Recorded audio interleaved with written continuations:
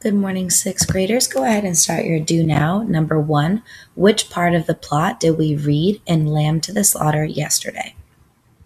Number two, what two important things does an exposition give details about? Okay, make sure that you have all those things. Write it down. Written down. Awesome. So right now, I put right here an awesome example of just a little part from someone's exposition yesterday. I'm going to read it. You are going to annotate for details about the setting and characters that the author put in this exposition. I was just getting home from inventing the wheel, walking in the hot weather. It was not fun. It was so hot outside that I could cook a turtle and have it for dinner. I am feeling like I could be up to some trouble later. You must know I really am the mischievous type. I do all my homework and practice my cuneiform handwriting like my mom makes me. But when I have some free time, I like to stir up some trouble in my city state. And another thing this person does really well is kind of not only give details, but we can already just sort of see how this is going to lead to our climax where this person commits some type of crime. He says that, is always up to trouble. And that's what happens in the story. But what's wrong with apart from this exposition? I am just sitting at home, reading the newspaper and watching TV. So why doesn't it make sense to have this in your narrative? And then what could this author put instead? Okay, so our objective today is to move on from exposition to the next part of the plot. I can identify details that contribute to the rising action in Lamb to the Slaughter. Then I can create a rising action in my ancient Sumer narrative. So we're focusing on rising action today. But remember, flip the page. The rising action is a bunch of little actions that lead to the climax. The rising action should be dramatic and build suspense. So whatever, a lot of us are still creating in our stories a great exposition, and then we jump to some big action. I think you're going to get a lot better at rising action once you read the rising action to Lamb to the Slaughter today and see what it means to really build suspense. That means to kind of slowly work towards something big and get your reader curious and excited about it. Mary Maloney stood up and went forward to kiss him as he entered. "Hello, darling," she said. "Hello," he answered. So again, this is still our exposition, so you can just kind of write somewhere in the side here if you want exposition. I just gave you the very end of it. And now we're going to move on to the rising action, where we're going to see events that start to lead to our climax, and it builds suspense. Let's get started. She took his coat and hung it up. Then she made the drinks, a strong one for him with a lot of alcohol and a weak one for herself. She was pregnant after all. Then she went back to her chair and kept sewing, while he was in the other chair across the warm, dimly lit room, holding the tall glass. This was always Mary's favorite time of day. Finally, he is back from work and they are home together once again. So stop and jot. How do you think Mary Maloney feels towards her husband? Underline evidence that supports your answer. She knew he didn't want to speak much until the first drink was finished, so she was fine just waiting and watching her handsome, gorgeous husband. At least he was home from work now and she wasn't alone in this empty house. It was good that he worked all day to support her and bring home some money, but she hated feeling lonely and missing her honey. "Tired, darling? Long day at work, darling?" Mary asked her husband. "Yes," he sighed, "I'm so exhausted."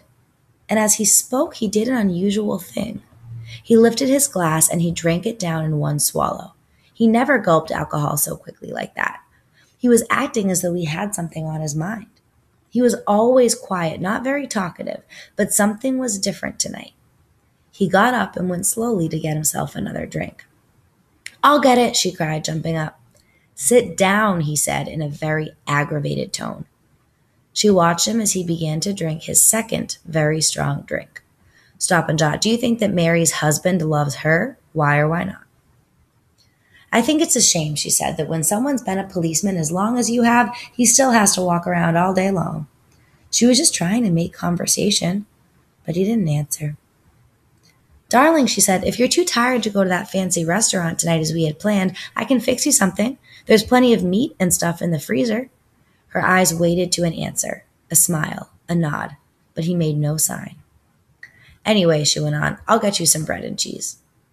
"I don't want it," he said. Again, he sounded aggravated. She moved uneasily in her chair. But you have to have supper. I can easily fix you something. We have lamb in the freezer. She began to get up and fetch him some food. Sit down, he said. Just for a minute, sit down. He sounded very harsh. He was being harsh, strange, and mysterious all night. It wasn't until then that she began to get frightened.